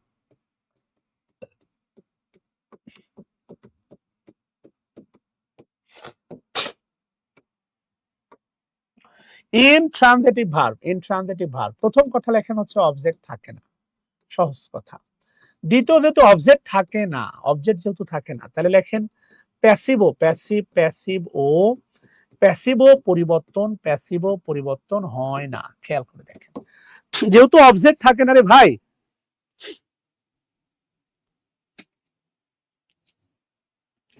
দেখেন প্যাসিভও পরিবর্তন হয় না। কি হয় না? প্যাসিভও পরিবর্তন হয় না। অবজেক্টও থাকে না, প্যাসিভও পরিবর্তন হয় না। এবার আমি আপনাকে কিছু জন্মগত ইনট্রানজিটিভ ভার্বের একটা তালিকা দিই। যেমন ধরেন হচ্ছে গো। গো ভার্বটাকে আপনি প্রশ্ন করে আনতে পারবেন না, আমি কি যাই, কাকে যাই। গো ভার্বকে প্রশ্ন করেন না, কি যায়, উত্তর আছে, বলেন না রাজশাহী যায়। ওটা কোথায় যায়? রাজশাহী যায়। কি যায় দিয়ে আপনি প্রশ্ন করে আনতে পারবেন না। কোথায়, কখন, কিভাবে, কার সাথে, কোথাওতে, কোন দিকে, কেন, এই জাতীয় প্রশ্ন করলে, এগুলো দিয়ে উত্তর করলে অ্যাডভার্ব পাওয়া যায়, অবজেক্ট না। অবজেক্ট পাওয়া যায় কি বা কাকে দ্বারা। ভালো করে খেয়াল করে দেখেন, অবজেক্ট পাওয়া যায় কি বা কাকে দ্বারা। আপনি যদি ভার্বকে কে দ্বারা প্রশ্ন করেন, কে, ভার্বকে, যে দেখেন সমস্ত প্রশ্ন হবে ভার্ব। আমি একটা বাক্যের সবকিছু সেন্ট্রালাইজ হচ্ছে ভার্ব। আপনি বৃত্তের গোল দেখেন না, গোল, সেন্টেন্সের ওই সেন্ট্রাল পয়েন্ট হচ্ছে ভার্ব। এই ভার্বকে কেন্দ্র করে আমরা একটা সাবজেক্ট তৈরি করি, ভার্বকে কেন্দ্র করে আমরা অবজেক্ট দেই, ভার্বকে কেন্দ্র করে অ্যাডভার্ব বসে। সেন্ট্রালাইজেশন হচ্ছে ভার্ব। এই জন্য বলে থাকি ভার্ব হচ্ছে সবচেয়ে শক্তিশালী পার্টস অফ স্পিচ। এরপরে যদি বলেন সেকেন্ড শক্তিশালী পার্টস অফ স্পিচকে, আমি বলি অ্যাডভার্ব। কেন জানেন? ও বাক্যের যেখানে সেখানে ঘুলাইতে পারে, বাক্যের যেখানে সেখানে ঘুলাইতে পারে, তার নাম হচ্ছে আপনার অ্যাডভার্ব। ও বাক্যের শুরুতে বসতে পারে, বাক্যের শেষে বসতে পারে, বাক্যের মাঝখানে বসতে পারে, সব জায়গায় ঘুলাইতে পারে, তার নাম অ্যাডভার্ব। আর অ্যাডভার্বকে আমি কার সাথে তুলনা করি? একটু আগে দেখলাম আশিক খান নামে একজন মহান ভদ্রলোক বালিশে শুয়ে শুয়ে ক্লাস করতেছে। এখন আশিক খান যদি তার ভাবিকে যে বড় বড় ভাবিকে, ভাবি আমি তোমার কোলে উঠবো, এখন ও যে দামড়া হয়েছে, ওর ভাবি এক লাথি দিয়ে ওরে বলবে সব। কিন্তু খেয়াল করেন, আমার মেয়ে বা আশিক খান ধরেন ২-৩ বছরের বাচ্চা, বা আমার মেয়ে এখন ২ বছরের বাচ্চা, ও যদি কারো কোলে উঠতে চায়, কেউ কি না বারণ করবে? না। অ্যাডভার্ব ছোট বাচ্চার মতো বাক্যের যেখানে সেখানে হান্দাইতে পারে, যে কারো কোলে বসতে পারে। এগুলো নিয়ে বিস্তার আমরা identification of parts of speech ক্লাসে আমরা আলোচনা করব। তাহলে আপনি যদি ভার্বকে কে দ্বারা প্রশ্ন করেন সাবজেক্ট পাবেন, কে বা কাকে দ্বারা প্রশ্ন করেন ভাই আপনি অবজেক্ট পাবেন। আর এই যে বাকি 7টা প্রশ্ন আছে ভাই, কোথায়, এরপরে আছে হচ্ছে কখন, এরপরে আছে হচ্ছে কিভাবে, এরপরে আছে হচ্ছে আপনার কার সাথে, খেয়াল করে দেখেন কার সাথে, এরপরে লেখেন হচ্ছে আপনার কোথা হতে, এরপরে লেখেন হচ্ছে আপনার কোন দিকে, এরপরে লেখেন হচ্ছে কেন। এই 7টা প্রশ্ন করলে ভাই আপনি হয় অ্যাডভার্ব পাবেন, অথবা অ্যাডভার্ব ফ্রেজ পাবেন, অথবা অ্যাডভার্ব ক্লজ পাবেন। এটাই বাস্তবতা ভাই। এই 7টা প্রশ্ন করে ভার্বকে আপনি অ্যাডভার্বের বংশধর পাবেন। আপনি যদি এই 7টা প্রশ্ন করেন ভাই ভার্বকে, এই 7টা প্রশ্ন করলে আপনি পাবেন অ্যাডভার্ব এর বংশধর। খেয়াল করে দেখেন কার বংশধর, অ্যাডভার্বের বংশধর। অ্যাডভার্বের বংশধরের ভিতরে কে কে আছে জানেন ভাই? অ্যাডভার্বের বংশধরের ভিতরে আছে হচ্ছে অ্যাডভার্ব, অথবা অ্যাডভার্ব ফ্রেজ, অথবা ভাই পাবেন অ্যাডভার্ব ক্লজ। খেয়াল করে দেখেন অ্যাডভার্ব ফ্রেজ, অ্যাডভার্ব ফ্রেজ, অথবা পাবেন হচ্ছে অ্যাডভার্ব ক্লজ। এটা হচ্ছে এই 7টা, কোথায়, কখন, কিভাবে, কার সাথে, কোথা হতে, কোন দিকে, কেন। কার সাথে, বাঁধবো তোমার সাথে আমি আমার জীবন। ওই সাথে দেখলাম আমার এই গানটা আবার একটু নাড়া দেয়, বুঝতেছেন? আচ্ছা যাই হোক, অন্যভাবে নিয়ে না। তা আমি বলতেছি দেখেন, এই যে দেখেন গোভার, আপনি গোভারকে প্রশ্ন করেন না ভাই, গো কোথায় যায়, উত্তর আসে, কিন্তু কি যায়, কাকে যায়, উত্তর কিন্তু আসে না। গোটা জন্মগত ভাবে ইনট্রানজিটিভ ভার্ব। শুধু কি গো আসেন, গো, তারপরে গো কাম, এরপরে লাভ, হাসা। আপনি হাসেন, উচ্চ শব্দে হাসতে পারবেন, হো হো হো করে উচ্চ শব্দে হাসা যায়, লাউডলি হাসা যায়। কিন্তু আপনি বললেন না কি হাসি, কাকে হাসি, না, এগুলোর অবজেক্ট থাকা সম্ভব না। এরপরে মনে করেন স্লিপ, ঘুমানো, এরপরে মনে করেন ওয়াক, হাঁটা, এরপরে মনে করেন রান, দৌড়ানো, এরপরে লাই, শয়ন করা, এরপরে মনে করেন সিট, বসা। এরা হচ্ছে জন্মগত ভাই ইনট্রানজিটিভ ভার্ব। আমার কথা কি বুঝতেছেন ভাই? এরা ভাই জন্মগত, এর কথা কর না, এটা কি ভাই, এটা কি গত, এরা ভাই জন্মগত হচ্ছে আপনার ইনট্রানজিটিভ ভার্ব। আমার কথা কি বুঝতেছেন ভাই? এরা জন্মগত হচ্ছে আপনার ইনট্রানজিটিভ ভার্ব।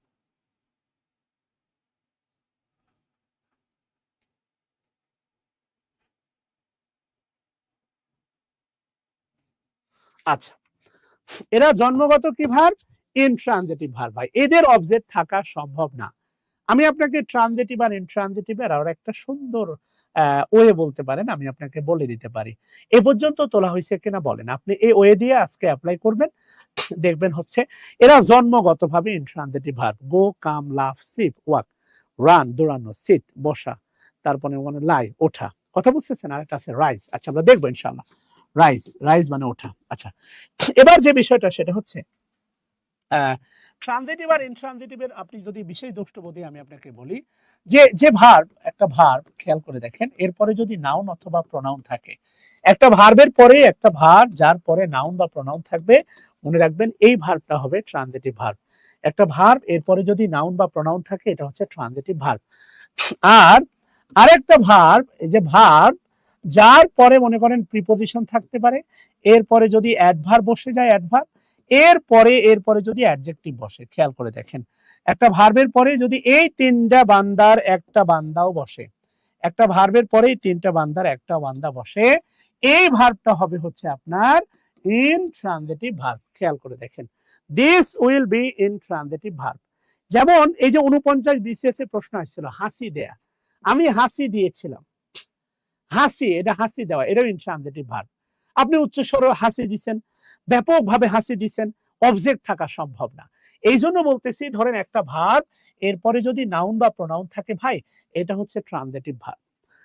আর একটা ভার্ব যদি এরপরে প্রিপোজিশন থাকে, এরপরে হচ্ছে অ্যাডভার্ব থাকে, এরপরে অ্যাডজেক্টিভ থাকে, এটা হচ্ছে ভাই ইনট্রানজিটিভ ভার্ব। আমার কথা বুঝতেছেন ভাই? দেখেন আই ইট রাইস, অথবা দেখেন I read book, I read the book, আমি বই পড়ি, আই রিড দ্য বুক। দেখেন এটা হচ্ছে ভাই, এটা হচ্ছে অবজেক্ট, কেননা একটা নাউন আছে। এবার ভার্বকে প্রশ্ন করেন না কি পড়ি, এটা ট্রানজিটিভ ভার্ব। কিন্তু আমি যদি আপনাকে বলি দেখেন I live in Rajshahi, I live in Rajshahi, এই যে দেখেন ভার্বের পরে প্রেপোজিশন আছে ভাই, এটাকে আর কোনোভাবেই ট্রানজিটিভ বলা যাবে না, এইটা হচ্ছে আপনার ইনট্রানজিটিভ ভার্ব। কথা কি বুঝতেছেন ভাই আমার? ও ভাই সকল, কথা কি মাথায় ঢুকতেছে?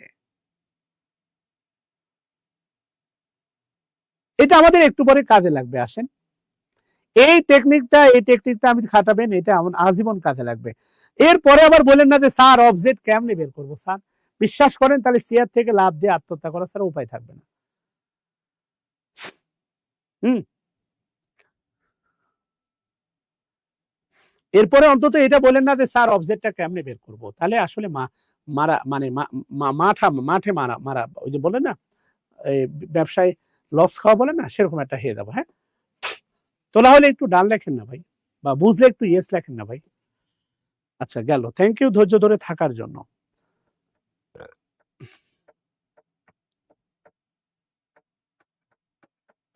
আচ্ছা, এবার যে বিষয়টা হচ্ছে আমি আপনাকে বোঝাতে চাচ্ছি, ট্রানজিটিভ আর ইনট্রানজিটিভ উপর ভিত্তি করে আপনাকে কনফিউজিং ভার্ব অর্থাৎ কারেকশনে কিছু প্রশ্ন সলভ করতে হবে। এই ট্রানজিটিভ আর ইনট্রানজিটিভ উপর ভিত্তি করে আপনাকে কারেকশনে কিছু প্রশ্ন সলভ করতে হবে। দ্যাট মিন্স হচ্ছে আপনাকে কনফিউজিং কিছু ভার্ব নিয়ে আপনার সাথে আলোচনা করব। Confusing verb, headline then confusing verb. Confusing verb গুলো আপনাকে বুঝতে হলে ট্রানজিটিভ আর ইনট্রানজিটিভ বুঝতে হবে। আমি কিন্তু আবারও বলতেছি ভাই, লাস্টে যে স্ট্রাকচার দিলাম না ভাই, এটা আইডেন্টিফিকেশন ওয়ে। ট্রানজিটিভ আর ইনট্রানজিটিভ হওয়ার একমাত্র শর্ত হচ্ছে অবজেক্ট থাকা বা না থাকা। একটা বিবাহিত হওয়ার শর্ত বউ থাকা, বিবাহিত না হওয়ার শর্ত কিন্তু ভাই বউ না থাকা। ভালো করে খেয়াল করে দেখেন ভাই, গার্লফ্রেন্ড থাকা অবিবাহিত শর্ত না, গার্লফ্রেন্ড একটা বিবাহিত লোকেরও থাকে, পরকীয়া তাহলে কেমনে হয় বলেন না? এই জন্য বলতেছি ট্রানজিটিভ আর ইনট্রানজিটিভ এর মেন পার্থক্য অবজেক্ট থাকা বা না থাকা। প্রেপোজিশন থাকলে আমরা আইডেন্টিফিকেশনে হেল্প নিব, কিন্তু ইনট্রানজিটিভ হওয়ার জন্য প্রেপোজিশন থাকা বাধ্যতামূলক নয়, এটা ভালো করে মাথায় রাখেন। আবারও বলতেছি, ইনট্রানজিটিভ হওয়ার জন্য প্রেপোজিশন থাকা বাধ্যতামূলক না, এটা ভালো করে মাথায় নেন। আবারও বলতেছি, ইনট্রানজিটিভ হওয়ার জন্য প্রেপোজিশন থাকা বাধ্যতামূলক না, বাধ্যতামূলক না, বাধ্যতামূলক না।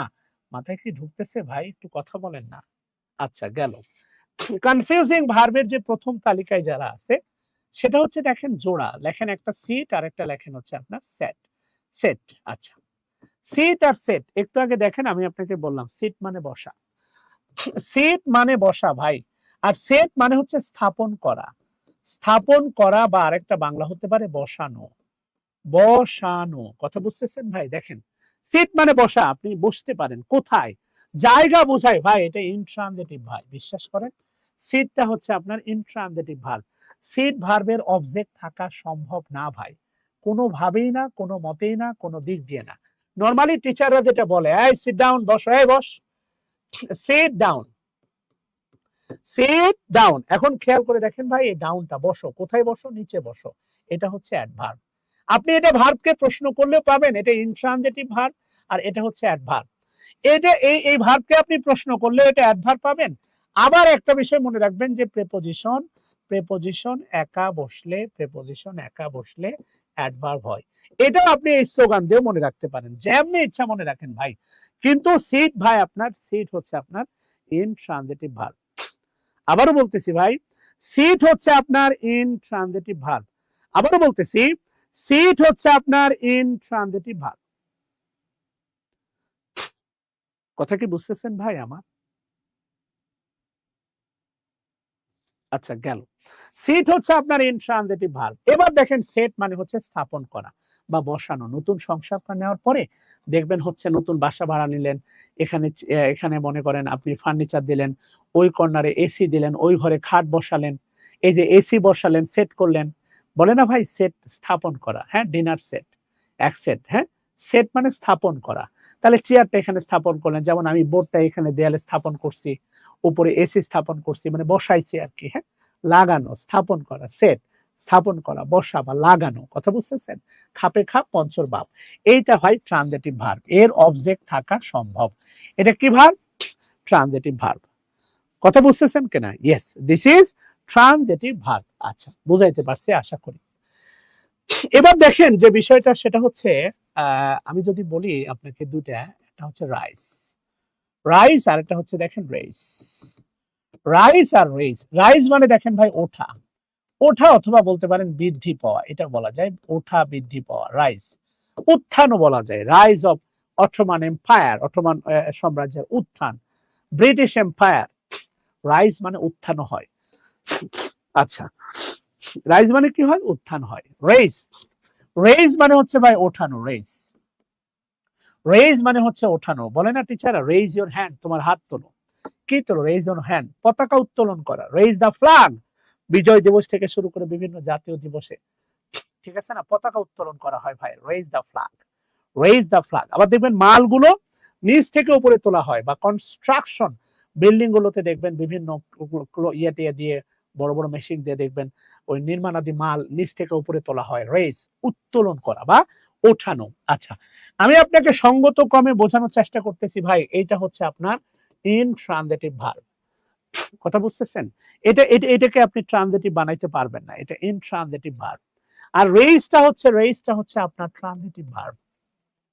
কি ভার্ব? Transitive verb. ও রাইজের কোনো অবজেক্ট থাকবে না, রাইজ ভার্বের কোনো অবজেক্ট থাকবে না, রাইজ ভার্বের কোনো অবজেক্ট থাকবে না।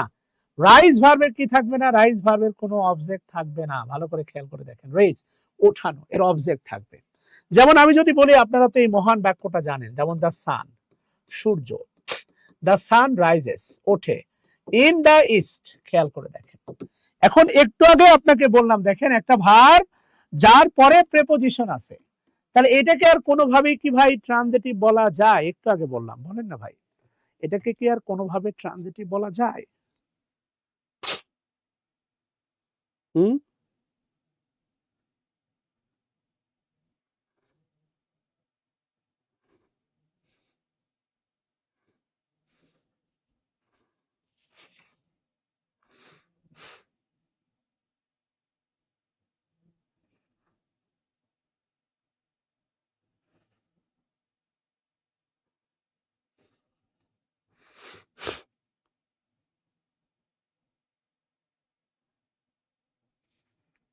না। এবার দেখেন খেয়াল করে, আমি যদি আপনাকে একটা প্রশ্ন করি, হ্যাঁ, এটা হচ্ছে ভাই, এটা হচ্ছে ইনট্রানজিটিভ ভার্ব ভাই, হ্যাঁ। কোথায় ওঠে? এই যে কোথায় দিয়ে প্রশ্ন করলে, এই পুরোটা হচ্ছে ভাই অ্যাডভার্ব ফ্রেজ। অ্যাডভার্ব ফ্রেজ কিসের মতো কাজ করবে? অ্যাডভার্বের মতো কাজ করবে। গেল। এবার যদি আপনাকে একটা লিগ্যাল প্রশ্ন করি, সেটা হচ্ছে প্রশ্ন, দা প্রাইস, মনে করেন দা প্রাইস অফ রাইস, চালের দাম ইজ, হ্যাঁ, option A, option a rising, raising, আচ্ছা সরি, অপশন বি রাইজিং। কি হবে বলেন? রেইজিং হবে না রাইজিং হবে? জান্নাতুল ফেরদৌস কনক বোন আমার হোয়াটসঅ্যাপে একটু নক দিও, রুটিনটা দিয়ে দিব বোন প্লিজ। ক্লাস করতে হবে নিয়মিত।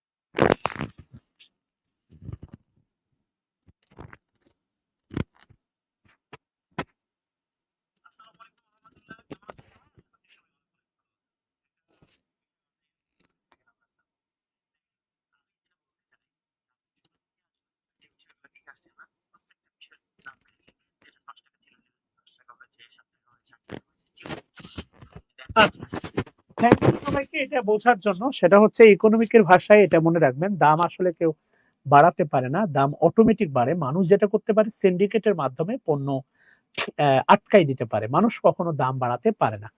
এই কারণে কয়েকটা বিষয় খুব ভালো করে মনে রাখবেন। এটা অনেকে মনে করে রেইজ, যে দাম বাড়ানো হয় না, দাম বাড়ে। তাহলে শুধু দাম না, মনে রাখবেন যে সূর্য ওঠে, সূর্য ওঠে, তারপরে মনে রাখবেন দাম বাড়ে। আচ্ছা, এরপরে বন্যার পানি বাড়ে, মনে রাখবেন পানি বাড়ে। ব্যাপারটা এমন না যে আপনার বাসায় বন্যার পানি চলে আসছে, আপনি রাগে ক্ষোভে কি করলেন, বা উপর থেকে কলসিতে এক কলসি পানি আপনি কল থেকে তুলে এনে এই পানির ভিতর ছেড়ে দিলেন, আর ব্যাপারটা এমন হয়ে গেল যে পানি বেড়ে গেল, এমনটা না। পানি, বন্যার পানি অটোমেটিক বাড়ে। আপনার সমুদ্রে আপনি এক কলসি পানি দিয়ে বাড়াইতে পারবেন না, এটা অটোমেটিক বাড়ে। এই জন্য সূর্য ওঠে, দাম বাড়ে, পানি বাড়ে। এরপরে মনে রাখবেন হচ্ছে তাপমাত্রা বাড়ে। তাপমাত্রা বাড়ে, আরেকটা হচ্ছে যেটা বাড়ে, রাগ বাড়ে। হ্যাঁ, রাগ বাড়ে। যেমন ধরেন ফুসতেছেন আপনি, আমি আপনাকে উস্কাইতে পারি, রাগ বাড়াইতে পারি না। আমি উস্কাইতে পারি, আমি আপনার রাগের ক্লু দিতে পারি রাগ বাড়ানোর জন্য, কিন্তু বাড়াইতে পারি না। এই সেন্স গুলো খুব ভালো করে মনে রাখবেন। এই সেন্স গুলোতে সবসময়, এই সেন্স গুলোতে সবসময় আপনার রেইজ হবে না, সবসময় মনে রাখবেন এই জায়গাগুলো হবে রাইস। বন্যার পানি বলেন বাড়া, দাম বাড়া বলেন, তাপমাত্রা বাড়া বলেন, রাগ বাড়া বলেন, এই জায়গাগুলো সবসময় মনে রাখেন রাইজ হবে, রেইজ হবে না। আব্বা আমার রাগ বাড়ায়,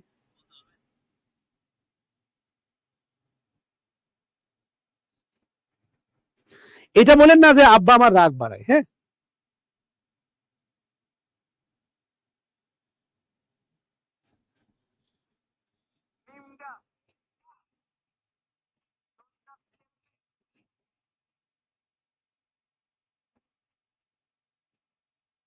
আচ্ছা, ওকে বাচ্চারা,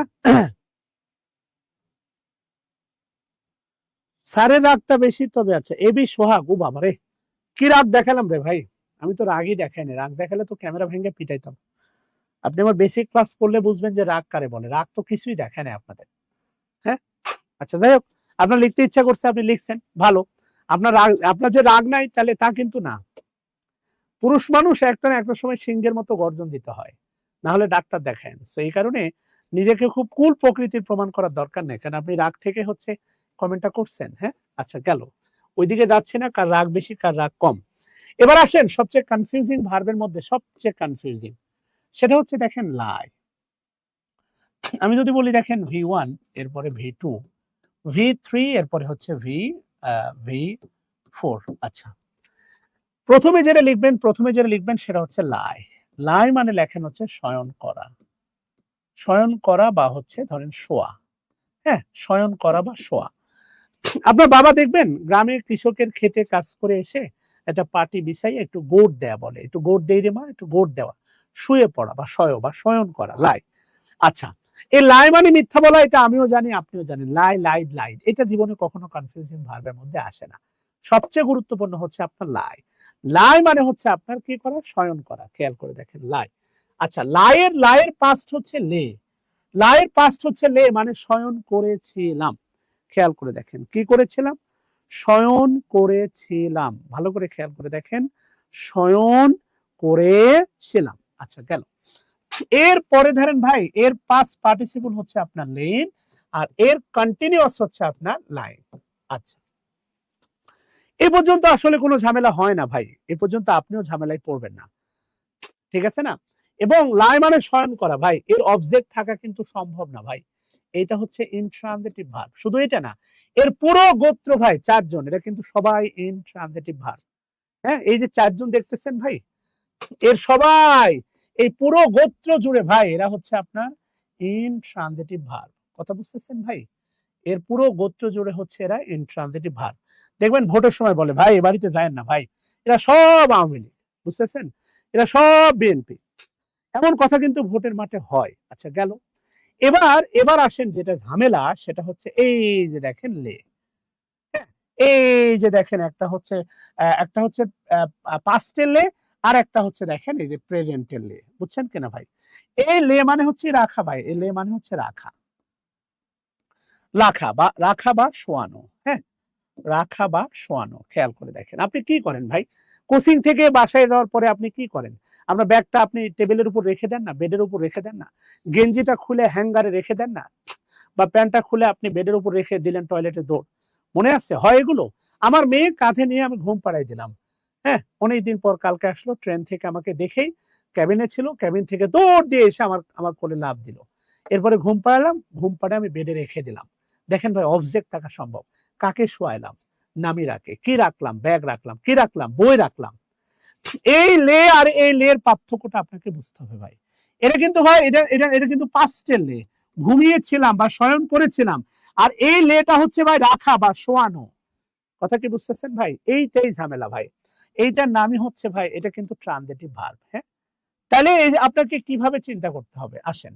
এটার পাস্ট হচ্ছে লেইড, এটার পাস্ট পার্টিসিপল লেইড, আর এটা হচ্ছে ভাই লেইড।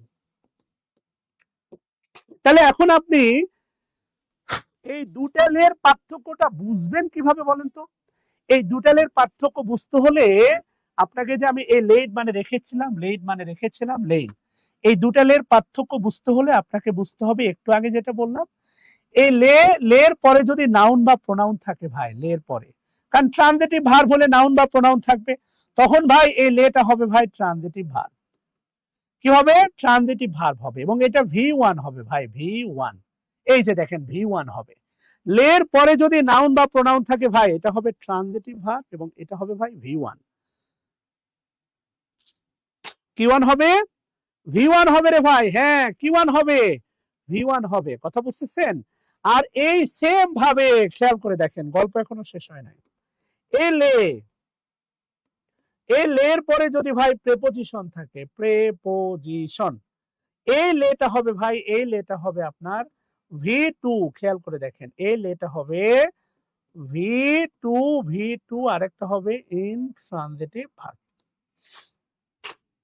কথা কি বুঝতেছেন ভাই আমার? এটা পার্থক্য বুঝলেন ভাই? আমি উদাহরণ দিব, এবং আমি এটা হলপ করে বলতে পারি আপনারা বেশিরভাগই ভুল করবেন।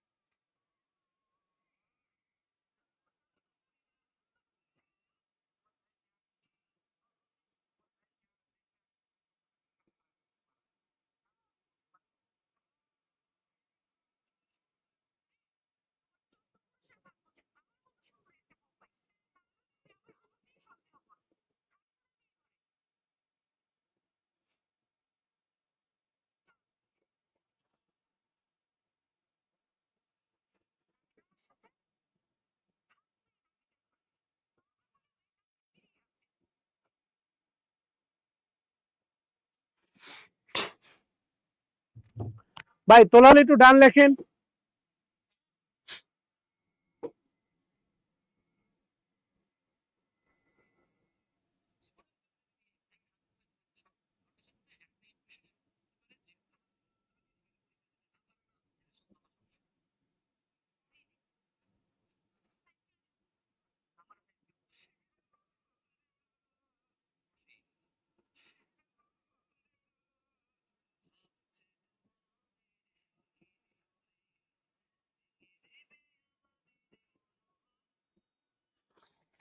আচ্ছা, এবার আসেন আমি আপনাকে তাহলে একটা প্রশ্ন দিই। হ্যাঁ, খুব সেন্সিটিভ একটা, চুজ দা কারেক্ট অ্যান্সার দিব, আপনাকে একটু পড়ে ভেবে আপনাকে বলার চেষ্টা করতে হবে।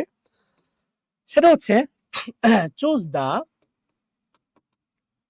পুরো চারটা অপশন চেক করবেন, তারপরে choose the correct answer.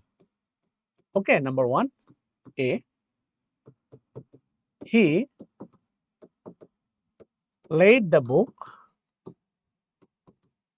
on the table. Option, he had lain the book on the table. Option C, he lay the book on the table. Option D, he laid the book on the table. চারটা option তুলে গভীরভাবে চিন্তা করে আপনাকে বলতে হবে which one is correct.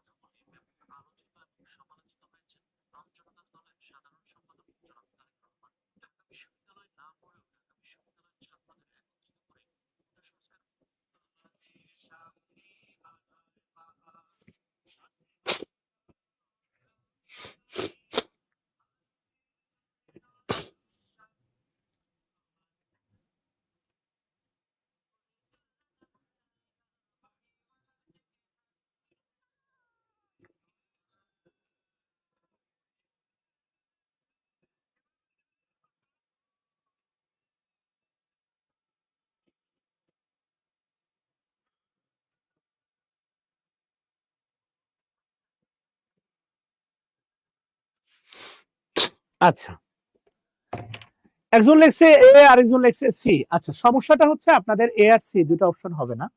দুটো option উত্তর হলে অবশ্যই আপনার অ্যান্সার থাকবে এ প্লাস সি। এটা হচ্ছে ফ্যাক্ট, দুটা উত্তর হবে না। আচ্ছা, কেন দুটা উত্তর হবে না ভালো করে খেয়াল করে দেখেন কেন দুটা উত্তর হবে না। প্রথম কথা হচ্ছে আমি যদি একদম নিচ থেকে যাই, দেখেন লেনটা হচ্ছে ভি3 লেন, আপনি কাছে আছি, এই যে দেখেন লেনটা হচ্ছে ভি3। আপনি কখনো দেখছেন অক্সিলারি ছাড়া ভি3 একা একা বসে? Never ever.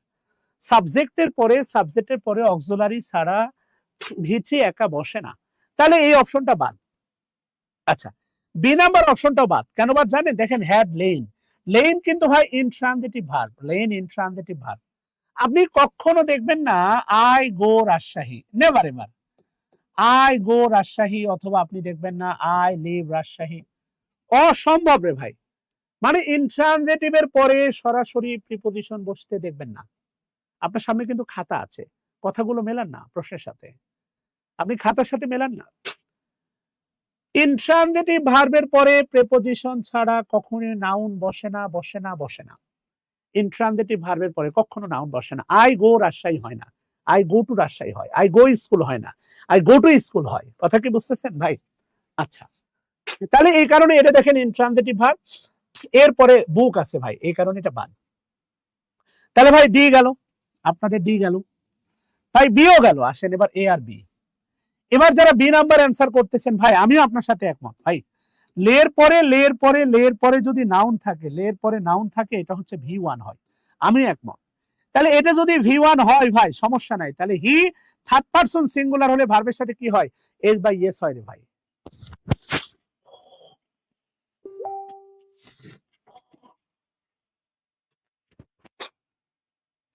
কথা কি বুঝতেছেন? ভালো করে খেয়াল করে দেখেন ভাই, কি হে থার্ড পারসন, এটা যদি ভি1 হয়, আমি আপনার সাথে একমত ভাই। এটা যদি ভি1 হয় তাহলে এর সাথে এস দিতে হবে ভাই, এর সাথে তো এস নাই। এই সি নাম্বার অ্যান্সারটা বাদ, কিন্তু সি নাম্বার অ্যান্সারটা যদি আপনি কারেক্ট করতে চান তাহলে এখানে হি বাদ দিয়ে আই দেন। আই লে, কারণ আই ফার্স্ট পারসন, ভার্বের সাথে এস বাই এস বসার কোনো ঝামেলা নাই। আই ফার্স্ট পারসন, ভার্বের সাথে এস বা ইয়েস বসার কোনো ঝামেলা নাই। কথা বুঝতেছেন? অথবা আপনি হি রাখতে চান তাহলে এখানে এস দিতে হবে, অথবা আপনি যদি বলেন না স্যার আমি এখানে এস দিব না, আমি এখানে এস রাখবো না, তাহলে আপনি বুকটা তুলে দেন। বুক মানে হি লে, সে শয়ন করেছিল অন দা টেবিল। হতে পারে না ভাই আপনার বড় ভাইয়ের বিয়ে, সব আত্মীয় স্বজন আসছে, ভাই বোনের আসছে, আপনার বড় ভাইয়ের মতো স্পেশাল, আপনার খালাতো মামাতো ভাই বোন দেখবেন সবার আগে আপনার রুম দখল করবে। আপনি কি করছেন? গত রাতে জায়গা পাননি, সোফা অথবা আপনি ওই যে খাবার দাবার দেওয়া টেবিলের উপর ঘুমাইছেন। এই যে দেখেন সে ঘুমিয়েছিল বা সে শুয়েছিল টেবিলের উপরে। সি নাম্বার অপশনটা সবার আগে বাদ। এই যে দেখেন লেইট, সে রেখেছিল। খেয়াল করে দেখেন, এই যে দেখেন ভাই লেইট, লের পাস্ট হচ্ছে দেখেন লেইট। সে রেখেছিল, কি রেখেছিল? বুক। কোথায়? On the table. সে গতকাল এসে বইটা টেবিলের উপর রাখছিল কিন্তু পাচ্ছে না মনে করেন। আমার কথা কি বুঝতেছেন ভাই? মাথায় কি ঢুকলো কিছু ভাই বোনেরা?